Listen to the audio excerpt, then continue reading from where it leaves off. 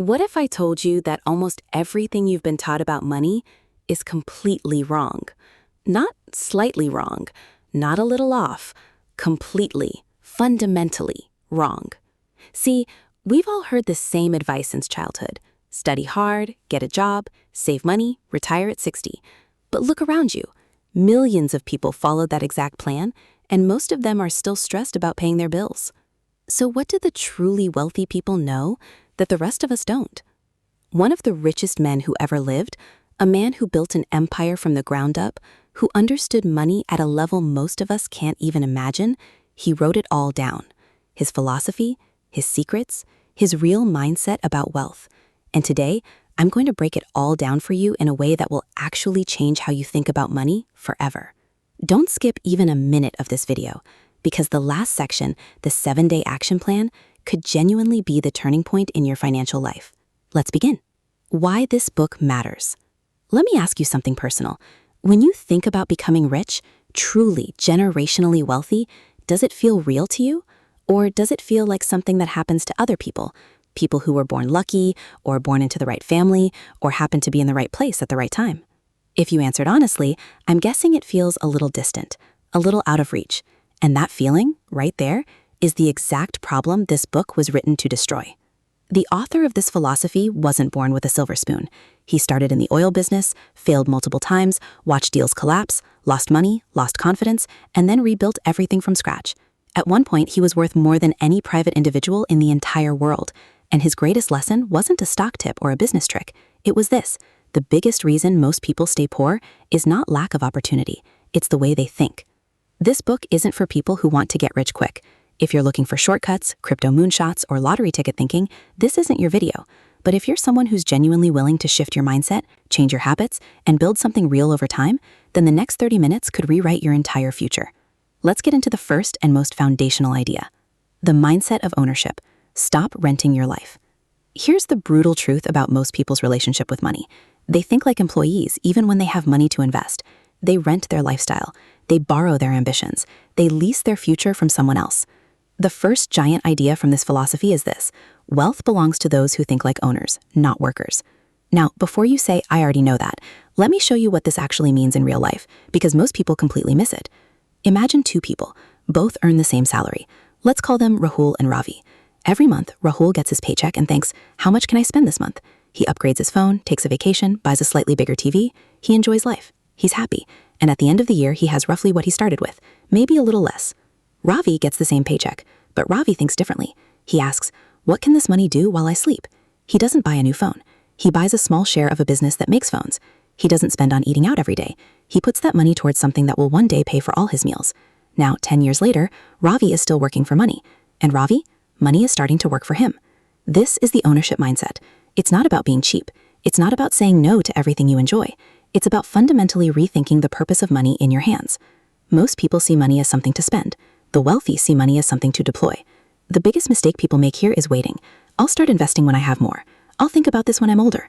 That's the trap. The owner's mindset doesn't start when you're rich. It's what makes you rich. It starts right now with whatever you have. 2 minutes ago, I said this philosophy would change how you think about money. We're only on the first idea, and we're already seeing why 95% of people never break out of the cycle. Stay with me, because core idea number 2 is where things get truly uncomfortable and truly powerful. This week, write down every rupee you spent last month, then put a W, worker, or O, owner, next to each one. Did you spend it consuming something, or did it build something? That awareness alone will shift your behavior. Debt is a tool. Most people use it like a weapon against themselves. Let me tell you about 2 kinds of fire. One kind you can use to cook food, warm your home, and light the darkness. The other kind burns down everything you've built. Same fire, different use. That's exactly what debt is. We've been taught to fear debt. Stay away from loans. Credit cards are dangerous. Be debt-free. And while that advice makes sense for certain people in certain situations, it's actually kept a lot of smart, hardworking people from building wealth. The wealthy understand something the rest of us don't. Not all debt is the same. There is debt that destroys, the kind you take on to buy things that lose value. A car loan, a credit card for clothes and restaurant bills, EMI on the latest smartphone. Every month you pay interest, and the thing you bought is worth less than what you owe. This is called destructive debt, and it slowly bleeds your financial future. Then there is debt that builds, borrowing to buy an asset that earns more than the cost of the loan itself. This is what wealthy investors do constantly. They use someone else's money, the banks, the investors, to control assets that grow in value. The interest they pay is less than the return they earn, so they actually profit from borrowed money. Here's a simple analogy. Imagine you find a machine that produces 15,000 rupee every month. The machine costs 10 lakh rupees. You don't have 10 lakh rupees, but you can borrow it at 8,000 rupees per month in interest. So you borrow, you buy the machine, you pay 8,000 rupees in interest, and you pocket 7,000 rupees every month in profit, using someone else's money. That is wealth building debt. Now compare that to someone who borrowed 10 lakh rupees to buy a luxury car that produces nothing, loses value every year, and costs them 8,000 rupees in interest every month. That's wealth destroying debt. Same number, completely opposite outcomes. The difference is what you do with it. The mistake most people make, they avoid all debt out of fear, and in doing so, they also avoid all the opportunities that calculated strategic borrowing could have created. Or worse, they take on debt, but for the wrong things. They borrow for consumption instead of production. The question to ask before taking on any debt is not, can I afford the monthly payment? The real question is this debt going to make me money or cost me money? We've talked about how to think like an owner and how to use debt wisely. But here's what nobody tells you. Even people who know these things still don't get wealthy. Why? Because of a psychological trap that almost every person falls into. That's don't go anywhere. Here's something that will make you deeply uncomfortable if you let it properly. Most people who are struggling financially are not struggling because of bad luck. They're not struggling because the economy is unfair, even though sometimes it is. They're struggling because of a belief system they absorbed before the age of 12, and they've never questioned it since. Think about what you heard growing up. Money doesn't grow on trees. Rich people are greedy. We can't afford that. Money isn't everything. Just be happy with what you have. Now, none of those statements are evil. They came from people who loved you. But here's what happened. Your brain heard those messages on repeat, and it started to build an identity around them. You became someone who doesn't expect wealth, someone who feels a little guilty wanting more, someone who secretly believes that desiring money is somehow selfish or wrong. And then, this is the critical part, your unconscious mind started making decisions that matched that identity. You didn't apply for the higher paying job because who am I to ask for that much? You didn't start that business idea because what if it fails? You spent your savings on things that felt good now because your subconscious didn't really believe in the future version of you that was rich. This is the psychological trap that separates winners from average people. Not intelligence, not connections, not luck, the story they tell themselves about money. You will never consistently outperform the version of yourself you secretly believe you are. The wealthy think about money differently at a foundational level. They don't feel guilty about wanting more. They don't feel embarrassed talking about money. They don't say, I could never do something like that. They say, how can I learn to do something like that? And here's the uncomfortable truth. Reading books won't change this on its own. Watching motivational videos won't either. You have to actively, deliberately, and repeatedly challenge the old programming. You have to catch yourself in the moment when the old story kicks in, the I can't afford this instinct that stops you from investing, the who am I to want more feeling that keeps you small. Wealth is an inside job before it's an outside result. Fix the psychology first. Everything else becomes easier when you do. We've covered the ownership mindset, the power of strategic debt, and the psychology of wealth. Now I'm going to share the idea that almost every other summary of this philosophy completely misses, and it might be the most important one. Keep watching. The deep lesson. Wealth is built in the boring middle, not the exciting moments.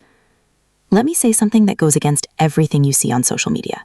Wealth is not built in the exciting moments, not in the big pitch, the viral video, the lucky investment. Wealth is built in what happens between those moments, in the quiet, ordinary, unglamorous middle, when nothing spectacular is happening, and you just keep going anyway. Here's what most people misunderstand about this idea. They look at a successful person and they see the highlight reel, the mansion, the business empire, the headline, and they try to reverse engineer the spectacular. What was the big moment? What was the genius idea? Who did they know? But the actual story of every lasting fortune is made of thousands of small, consistent, undramatic decisions. Showing up every day, reinvesting instead of spending, saying no to comfort when the long-term opportunity demands it, learning from failure without quitting. There's a tree called the Chinese bamboo. You plant it, you water it, you fertilize it. And for 4 years, nothing. Literally nothing visible above the ground. People laugh at you. Why are you watering dirt? They say.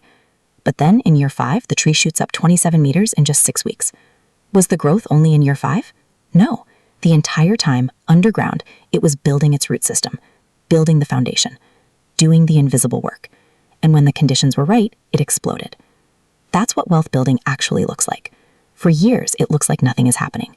Your bank account grows slowly, your investments don't seem impressive, your business isn't viral. And that's when most people quit. They abandon the process because it doesn't feel like it's working. The correct way to apply this idea is to separate your identity from your results. Stop measuring your wealth by what you can see right now. Start measuring it by the systems you're putting in place, the habits you're building, the knowledge you're accumulating, because those are the roots growing underground. The visible growth comes later, and when it does, it comes fast. The misuse of this concept is the other extreme: blind patience without action. Some people say, "I'm playing the long game," as an excuse to not start. They wait for perfect conditions, perfect timing, perfect knowledge. But the long game only rewards those who actually start playing. Patience is only powerful when it's layered on top of consistent daily action. Your 7-day wealth foundation plan. All right, you've absorbed 4 massive ideas. Now here's the part that actually matters: execution. Because knowledge without action is just entertainment. So I'm giving you one concrete thing to do for the next 7 days. These are small, simple, but if you do all 7, you will end the week in a fundamentally different relationship with your money. Day 1. Audit your spending. Go back 30 days. Label every expense. Is it building your future, owner, or just consuming the present, worker? No judgment, just awareness. That awareness is the seed. Day 2. Rewrite your money story. Take 15 minutes and write down every negative belief you carry about money. Rich people are greedy. I was never good with money. Then beside each one, write a counter belief that is equally true. Replace the old program consciously. Day 3. Identify one asset you could own. It doesn't have to be big: a small mutual fund, a tiny piece of a dividend stock, a domain name for a future business. Just identify it and research it. Plant the seed in your mind. Day 4. Audit your debts. List every debt you have. Label each one. Is it producing something, good debt, or consuming something, bad debt? Create a plan to eliminate the bad ones first, starting with the highest interest rate. Day 5. Start the boring habit. Set up an automatic transfer, even 500 rupees, to a savings or investment account the same day your salary arrives, before you spend anything. Pay yourself first. This is the single most powerful financial habit that exists. Day 6. Spend 1 hour learning. Read about investing, listen to a finance podcast, understand one concept you've been avoiding: compound interest, index funds, real estate basics. 1 hour. The return on knowledge is infinite. Day 7. Write your 5-year owner vision. Not a wish list, a plan. Where do you want to be financially in 5 years? What assets do you need? What income streams? Write it down, make it specific, and look at it every morning. Your brain moves toward what it repeatedly sees. The final mindset shift plus emotional close. Before I let you go, I want to leave you with something that has nothing to do with money and everything to do with money. At some point in your life, you're going to look back, and in that moment, the question won't be, how much did I earn?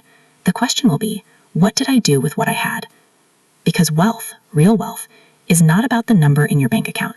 It's about the freedom to live your life on your own terms, to help the people you love, to wake up with dread, to say yes to the opportunities that excite you and no to the things that drain you. That kind of life doesn't happen by accident.